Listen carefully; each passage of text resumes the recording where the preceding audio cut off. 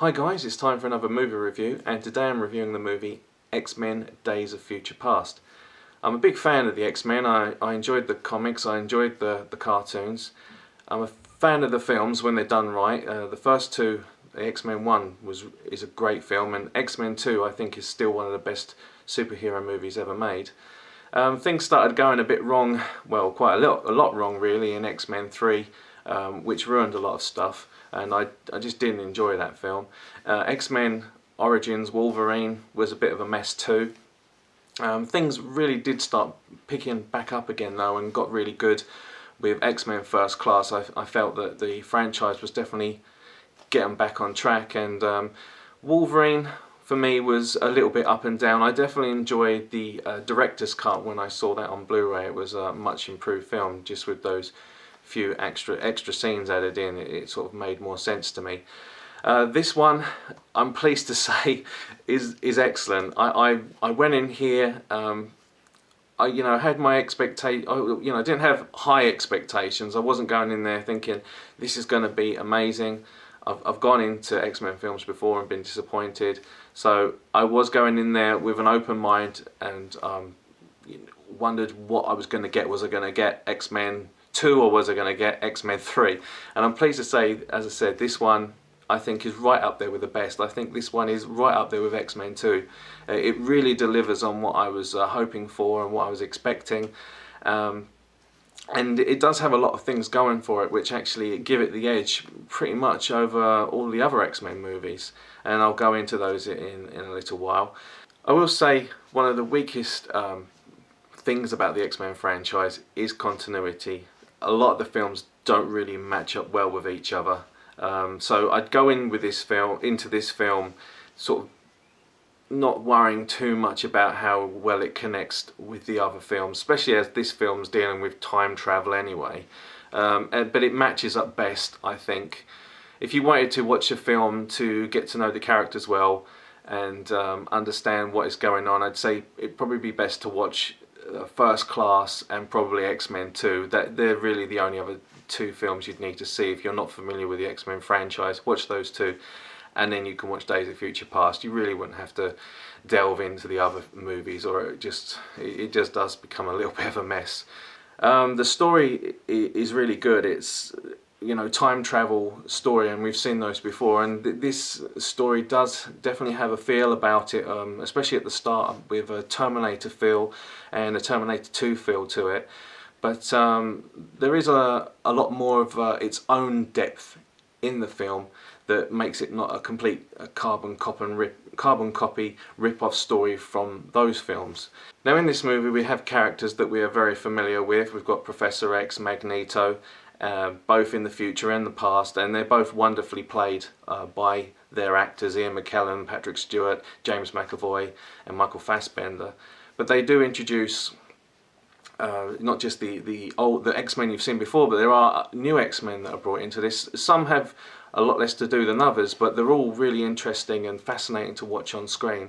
Definitely the best new X-Men that they introduced for me was Quicksilver, and Quicksilver has had a lot of flack, a lot of people not liking the way he looks in the preview shots and photographs that they've shown of the film before it's come out. And I have to say, please put those to one side, because the way he's portrayed in the movie is excellent. I think he's really funny. I mean, he's great comic relief, but he's also, in a serious way. It's not done by like stupid way. It's fun to watch. It's humorous, but he's definitely playing a major role in helping the other X-Men out within the plot.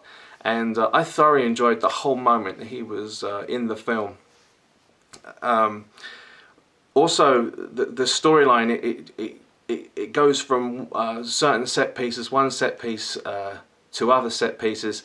There's character development and story and a lot of interaction between each characters, and it's all very interesting, and it's never boring. When the film slows down to where they're really trying to guide the story along before the next action set piece, I never found myself bored. I found that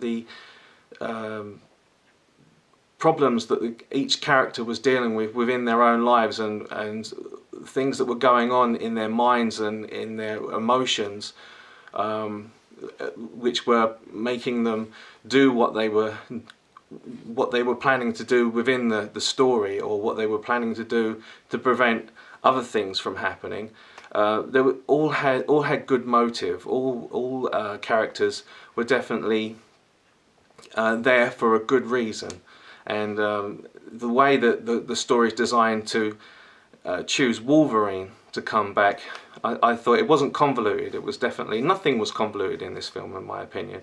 It was all very well thought out, and I just thought it was really good storytelling in this film.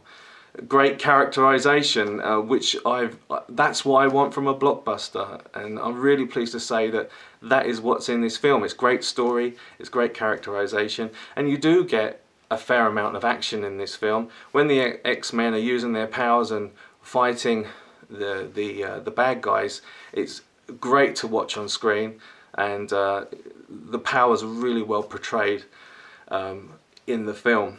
Also, I'm pleased to say, and this isn't a major plot spoiler, but I want to say this because, and it's not really a plot spoiler, I just want to say this because a lot of people have said, oh, the problem with X-Men films is Wolverine takes over. It just basically becomes a Wolverine movie. And this, in my opinion, this film, he's very much a prominent character in this, but he doesn't take over the film at all. He's a major role player in the film, but there are other people in this film that are major role players, especially Professor X, the James McAvoy's Professor X, and Michael Fassbender.